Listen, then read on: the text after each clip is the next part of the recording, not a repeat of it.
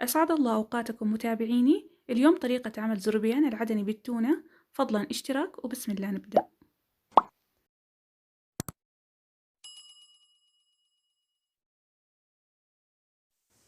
أولا أحضر بهارات الزربيان: ملعقة كبيرة كمون حبوب، وملعقة كبيرة كزبرة حبوب، ونص ملعقة صغيرة فلفل أسود حبوب، 4 حبات قرنفل، و4 حبات هيل، وعود قرفة.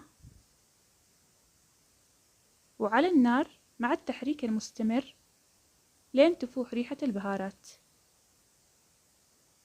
التحريك من دقيقة إلى 3 دقائق بدون ما يحترق.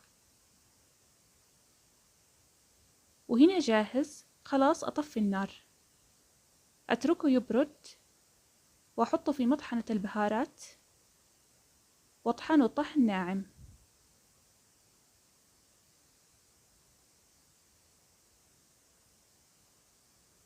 وهنا جاهز مطحون طحن ناعم. ننتقل للخطوة الثانية. في طنجرة الطبخ أضيف كيلو إلا ربع بطاط، والبطاط كامل بدون تقطيع، 3 حبات بصل مقلي في الزيت، ولون البصل بني قاتم مش أسود، إنما بني قاتم. علبة صغير زبادي، أضيف العلبة كامل. العلبة هذا يساوي كوب واحد من أكواب القياس. وثوم مهروس 3 فصوص،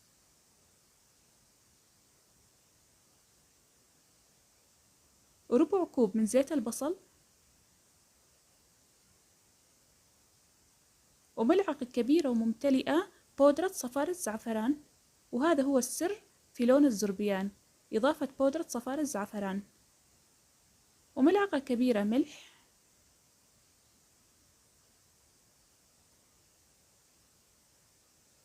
وأضيف البهارات المحمصة المطحونة، أضيفه كامل.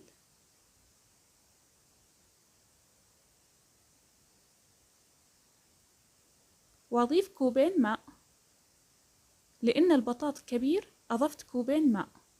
إذا البطاطا مقطعة بضيف كوب واحد فقط. وافرك كل المكونات فرك يدوي.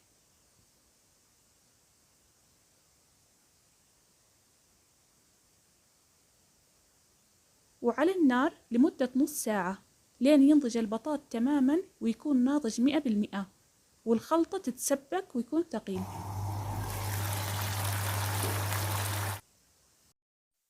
تركته على النار نص ساعة والبطاط ناضج والخلطة صارت ثقيلة.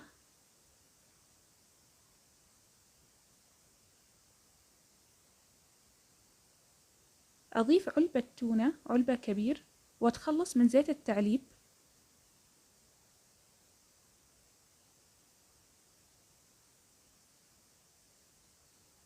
وأدخن البطاط مع التونة. فحم مع زيت البصل، وأغطيه مباشرة.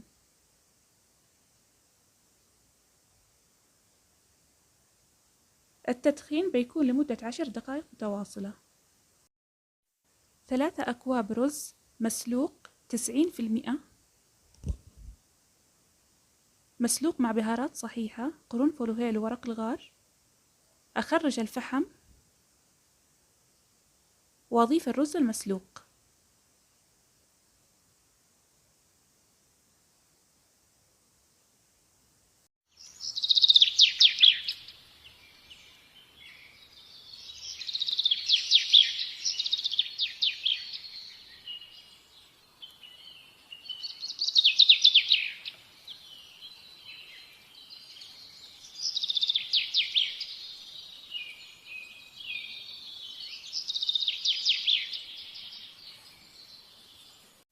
ملعقتين ماء مذوب فيها صفار الزعفران، وأسكبه فوق الرز بشكل خطوط، وأغطيه بالقسطير.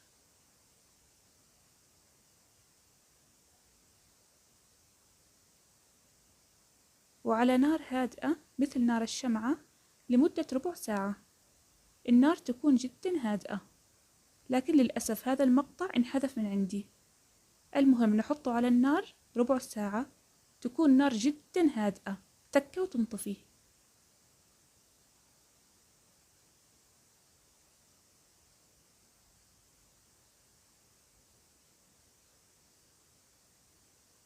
وهنا جاهز، أبدأ في التقديم.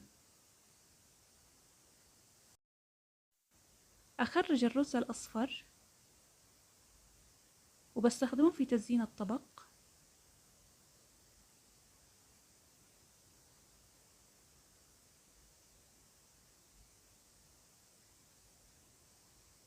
الرز عبارة عن 3 ألوان، اللون الأصفر واللون الأبيض واللون البني. الرز الأصفر بحطه في أطراف الطبق، بيعطي للطبق شكل جمالي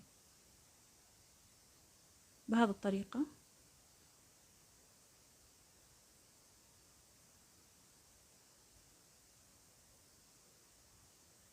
وهنا جاهز للتقديم. شوفوا كيف البطاط ناضج 100%، وهذا هو اللون المطلوب، يكون هذا اللون لون الزربيان المتعارف عليها. وهنا وصلنا للنهاية، فضلا وليس أمرا اشتراك وتفعيل الجرس، وانتظروني في فيديو قادم، ومع السلامة.